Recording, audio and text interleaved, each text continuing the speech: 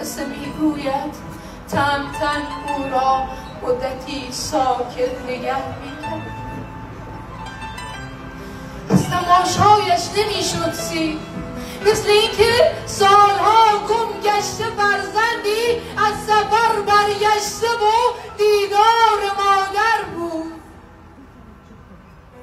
قصه میگوید که روح رخش اگر میدید از شگفتی‌های ناباور پای چشم تن بود. مرد نقال از صدایش زجه میبارید و نگاهش مثل خنجر بود.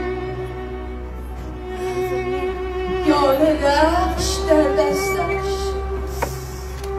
هی بویی هی بوسی، رو به چشم و یال او مالی. مثل اینکه اولین بار است